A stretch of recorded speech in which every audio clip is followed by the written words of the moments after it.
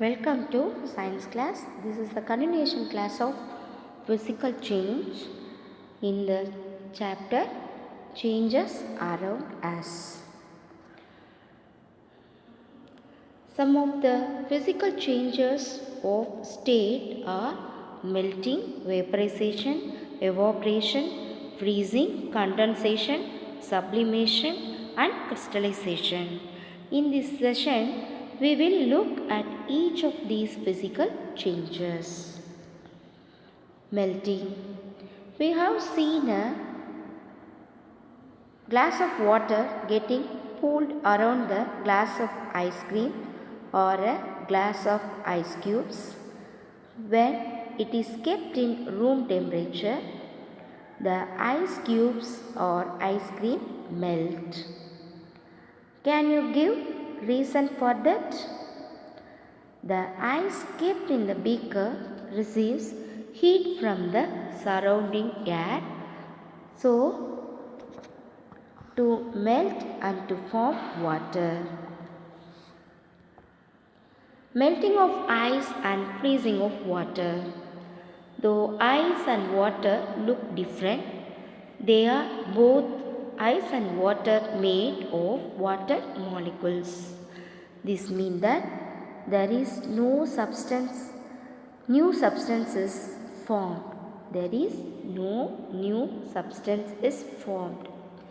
During the melting of ice, only a change of state from solid to liquid takes place during the melting of ice. So, melting of ice to form water is a physical change. The change which occurs during the melting of ice to form water can be reversed easily by freezing the water to form ice again by keeping a beaker of water in the freezer zone of a refrigerator. So, we can find that change of a solid to liquid on heating and change a liquid to solid on cooling. Melting is the changing of solid into a liquid state and it happens by heating, whereas freezing is the changing of liquid into its solid state and it happens by cooling. Vaporization. Look at a kettle kept on fire. The bubbles form and liquid water becomes water vapor if we heat it sufficiently. When we put a wet cloth to dry, the water evaporates into air, leaving the cloths dry. That is, there are two types of vaporization, boiling and evaporation. The first one is by heating and the second type of vaporization is natural. Boiling is the process of conversion of a liquid into vapors on heating. In gaseous state, only the arrangement of molecules changes. There is no change in their chemical composition. So, boiling is a physical change. Upon heating a liquid, the particles gain energy and vibrate more vigorously. When the particles possess enough energy, they overcome the strong force of attraction between one another. The particles break free from one another and move randomly. For example, when a liquid water is heated to 100 degrees Celsius, it boils to become steam Boiling occurs when the boiling point is reached.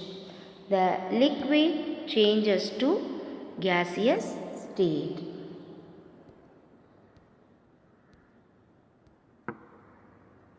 Evaporation. Take a glass of water. All the water molecules are moving here and there at different velocities. Some of the molecules, especially at the surface, could be moving in a direction away from the liquid and have adequate energy to overcome the attractive force of the liquid.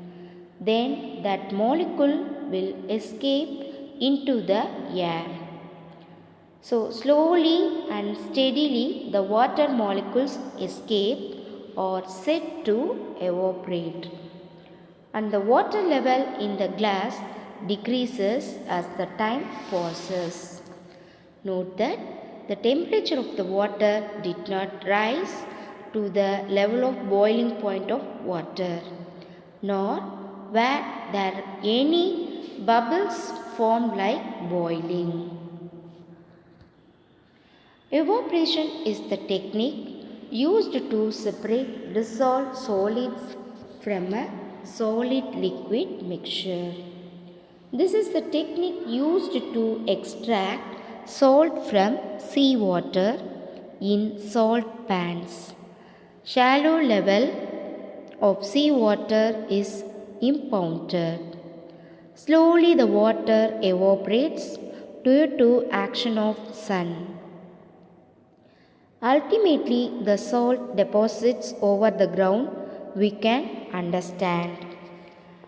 Evaporation makes use of the fact that the solvent in a solution can vaporize at any temperature, leaving behind a residue of the solid that was dissolved in the liquid. From drying clothes to drying fish, evaporation is used. Evaporation is a slow process and occurs only at the surface of the liquid.